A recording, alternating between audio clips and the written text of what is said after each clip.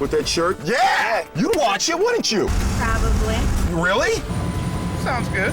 Probably is. You think so? Couple beers. There you go. You like that? Why not? I'm not really into fishing.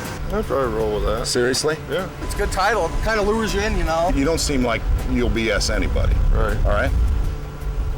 Right. Right. I won't. All right. If you had a fishing show, would you keep that title or would you change it? I'll keep it for a while and see how it does. Can I get a high five at all? Yeah. The world's greatest fishing show. Does that roll off your tongue easy? What do you think? Yeah? No. No? Are you ready for it? Ladies and gentlemen, why you're not out fishing is beyond us. But since you're here, consider yourselves hooked. Welcome to the world's greatest fishing show. Today, we're going smallmouth fishing up on the northern part of Michigan's Lower Peninsula. And now, direct to your living room from his front porch, here's the tannest man to ever come out of Michigan in January, Mark Zona.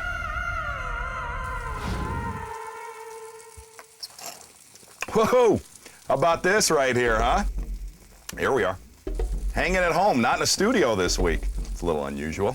I got this new little fishing thing going on here where I actually get to get out and do a little fishing. I started thinking about it. Where can I take you folks? You know what I mean? Where can I take you for the first one that'll be cool, that'll be awesome? You know what? And here's what I came up with. We're gonna stay right here in my home state of Michigan, and I'm gonna take you to one of the most unbelievable places I've ever been. One of the baddest places on earth. We are gonna have a time. Just gotta finish a few chores real quick. That's right, son. Mm-hmm. The northern tip of Michigan's Lower Peninsula is loaded with glacial lakes that are teeming with great smallmouth opportunities. These relatively unknown bronze mines have been described as one of bass fishing's final frontiers. And since most northern anglers chase walleye and pike, all of these remarkable lakes see very little pressure and are prime destinations for bass anglers of any skill level.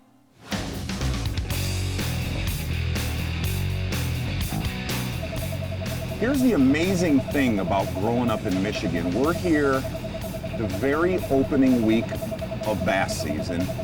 Probably one of the best smallmouth lakes, literally, in the whole state of Michigan. And it's us. You'll notice nobody. You're on a stretch of bank where under your boat, there's 1,000 of these things that are this big, and there's not another boat around you, and you're looking at them. Oh, there's another one right here. Oh, that's a good one. That's a tanker. There's not one person in the world that you cannot take out on the boat and show them that and stick a rod in their hand that's not going to enjoy that. Average. See? That's it right there. That's like being at a Primus concert. Look at the size of that thing. All of these points across here through this whole deal have tons of boulders on them. If you find a bunch of gravel where there's a big boulder away, when I talk about a boulder, I mean, I'm talking one that's, half the size of this boat, those fish will just make that home. Oh, he's on it. He's on it. I'm looking right at the fish. He's got it. Oh. Some of these fish will spawn on these boulders, but a lot of them just kind of get real weird looking. They'll look like they're in a trance. They kind of get real strange before they start spawning. There's one. Oh, that is a nice one. That's a big one. Look at that. Look at there. Come here. Come here. Come here. Come here. And that is about, look at that. That's about the average size that you catch out here. No joke. The average size of the bass is terrifying. Dude, look at my hand. Look at my hands. I'm not in a tournament, and I'm shaking like a leaf. Hey, let me repeat this. That's the first 10 minutes of tapering right there. That's the first 10 minutes, you know what I mean? I got a fishing spot here. There's no doubt in my mind. coming up on the world's greatest fishing show. Look at that. Boy, he was bigger than I thought he was. The most intimidating thing that I experienced when I started fishing up here when I was a teenager is where do you start? One of these is going to be a 5 or 6 pounder.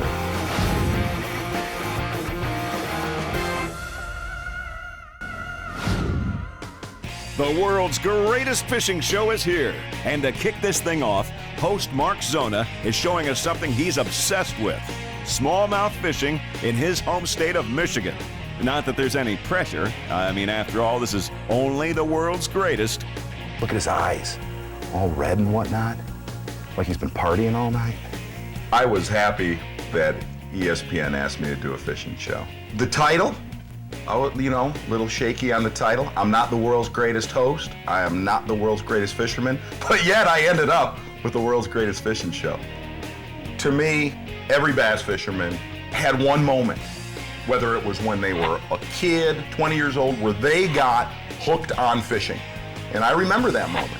I was out with my dad and I hooked that fish behind me. It was my first smallmouth bass. And I guarantee you, everybody at home, you know that moment, man. That one time where you knew the rest of your life you're gonna be a fisherman. One person gets hooked on it. Dude, mission accomplished. This one's he's gonna nail it. Oh, look at this one.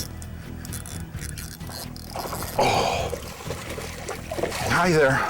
Hi. That's what it is. It's Hair Nation. Look at that. See him right there? There's another 100 like that. So far this spring, it's been real cold this spring, and the fish are running a little behind. And we've hit a crash course right now. One of these is going to be a 5 or 6 pounder.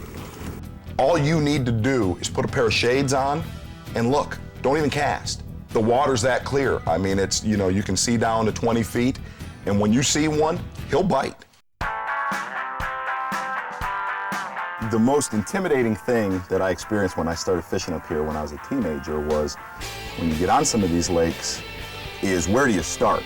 If you take a map and look at it, there's an initial drop-off on all these glacial lakes, and then there will be a flat where it's shallow water, where it tapers way out in the lake. That's their house. Well, a smallmouth uses a flat like a deer will use a cornfield. He'll always, some way, shape, or form, he's going to revolve his life around it. So when I come to these lakes that are big like this, I find the biggest flat I can find. And then I start to pick the flat apart. And I'm going to look for 2 things. I'm going to look for rock and sand. Where those mix, that's usually where you're going to find smallmouth. But the biggest key is finding the largest flat on the lake. You know, we ran into a lot of fish that were spawning and pre-spawn, you know, but it don't matter. When they're up there shallow, they're up there for one reason, and that's to eat anything in their way. Oh boy, look at that, look at that. That's a tank. That is a tank. That is a big one. He's silly. Look at that. Oh, that's what I'm talking about. The world's greatest debacle, right there. Trophy smallie fishing. I'm out.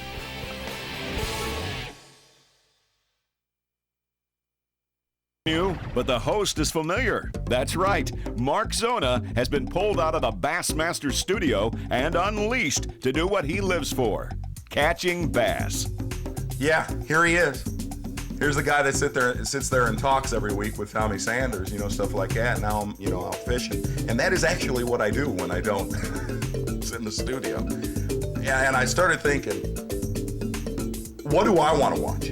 If I'm home and I'm watching a fishing show, what do I want to watch? And this is, man, this ain't no offense to anybody else that does a fishing show. I don't want somebody sticking sponsors in my face and take me somewhere I can go. The only other thing is if it's terrible, take me. Take me out there. I want to see you have a tough day. I want to see you have a great day, but I want to see you have a tough day too. Oh, I'm sure I'll accomplish the bad days, but we're gonna we're gonna have some good days too. Well, today is shaping up to be a great day for Z. He's fishing in his home state of Michigan and has found a flat holding a flood of smallmouth moving shallow. And it just keeps getting better. There he is. He bit it. Look at that one. Oh. Look at that. See, this is why I wanted to do the world's greatest fishing debacle here.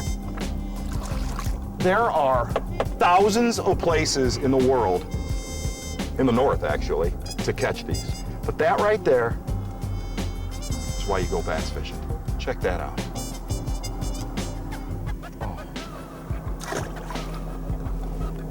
The reason I use spinning rods is, you know, when I'm smallie fishing, number one, it handles light line good, but it's all I've ever used. I mean, ever since my dad gave me a fishing pole, it was a spinning rod. In fact, everybody should give kids spinning rods. Everybody, whether it's your kid or every single kid in their classroom. I'm here at my kids' school. I got little twin 8-year-olds, and you know, I talked to their teacher and I said, man, if my kids do good this year, at the end of the year, I'm gonna get them both a brand new rod and reel. And surprisingly, the teacher said, well, everybody did good. So that's what we're gonna do. We're gonna give everybody a rod and reel. Huh? How about that? The number one thing my dad did for me when I was about 5 years old is he stuck a rod in my hand. Hi, Mrs. Lewis. What I wanted to do today was come in and talk to you a little bit about what I do. If you look at a kid getting fired up about fishing, it makes you fired up to go out fishing with one of those kids. So you know what? I'm gonna give everybody in the room a fishing pole today. Does that sound good? Does that sound good? Yeah. All right, let's go outside. Let's go. I hear people all the time about growing the sport, you know, writing a little article and it's growing the sport. Dude, that is BS. You want to grow the sport of fishing? Stick a rod in a kid's hand. Oh, that's nice. Here you go. How about that? Who all here has gone fishing before? Wow! Almost everybody's gone fishing. Perfect. Oh, that one went backwards. If there was a fish behind you, he'd have bit that one. And the best thing about that is just let them go out on their own. Teach them a little bit and let them go do what they want to do with it, not what you want to see them do with it.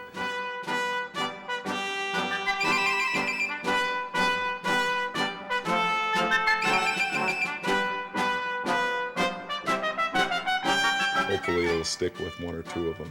Thank you, Mr. Zona. Okay, bye guys. Have a nice summer. Bye. Wait, bye. Bye-bye. Coming up on the world's greatest fishing show. 3 things that I get into when I'm gonna pick a jig head. Oh, get the rod out of my way. I got a mess going here. Dude, that's a giant. Come here, come here, come here, come here, come here, come here.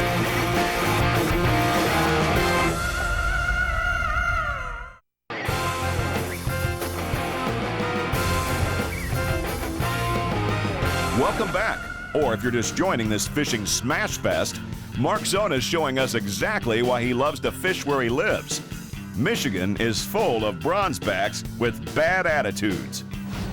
Oh, wait a minute. I just found a nice one right here. He's just sitting on a little rock, hanging out, waiting for a little tube cheese stick real quick. When you look at these bass in the water, they look like they're this big. Literally. You'll sit there and say, dude, that ain't a big one. There he is. Good one, too.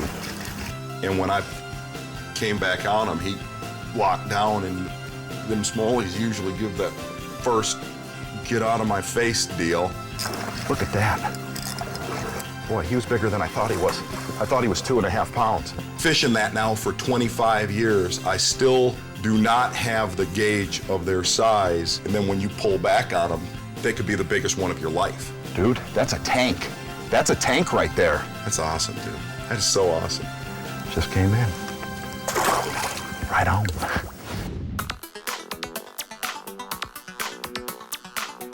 You can catch these fish on a lot of baits, but I thought for the first show, come out of the gate with the only thing I've thrown since I was, you know, a teenager, which was a tube.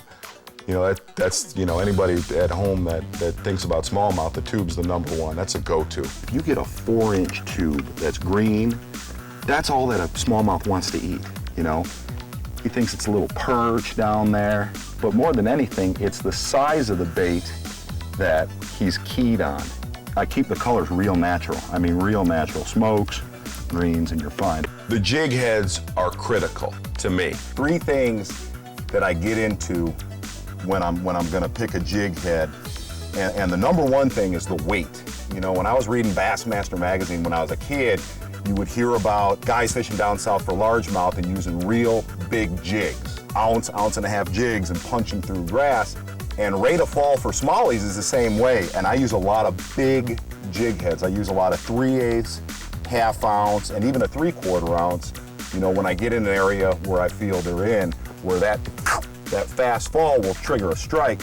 And the other thing is the eye. I use a flat eye when I'm fishing real heavy rocks. It tends to roll up over the rocks. And if I'm fishing scattered rocks and grass, I'll just use a straight eye and it'll slick through nice and easy. And the final thing is I always have a rattle jig head and one without. Because some days they'll eat it better with a rattle, and some days they won't even look at it when it has a rattle. There he is. He's so dirty. And here's the best thing, when you're doing this, oh, look at that, is the rods I use are all 7.5 foot spinning rods. The reason why, when you're catching them like that, it wears them down fast. As much power as they have, as much power as they got, those rods have that big bow in it. You got that real big bow in that rod, that'll wear that smallie down faster than anything. And the other nice thing about it is it doesn't tear that light wire hook out of the fish. If you're using like a medium heavy or stuff like that, it'll have a tendency to tear his mouth, where that rod with that bow right there kind of just digs in. This is the most obnoxious tube lure ever invented right there. I swear to you it is. Generally, if you go in a tackle store and see the pegs empty, those are the colors to use. Yellow Magic, brrr, they're all there. It's Yellow Justice right there. It's so dirty and naughty. Yellow. No flake, nothing. It's just the most obnoxious, foul, yellow, bad lad. Throw that in there and they get an attitude. There he is. Oh, and it is a big one. Look at that. Oh, dude. Yellow Magic. That is a tank. Oh, get the rod out of my way. I got a mess going here. Come here, don't come off. Look at the size of that smallmouth, dude. Look at that thing. That's over 6. If I could take a few people into my world and they say, that's pretty cool, I want to go try that, thumbs up. If there's ever one thing in your life you can do, besides having a family, this right here is the #1 thing I've ever come across. Sometimes we're going to win on this show. Sometimes we're going to lose on this show. Could be a lot more of this, but sometimes we'll win. I thought we won today. I think it's time to just call it a day. Go back and have a few pops. I'm done.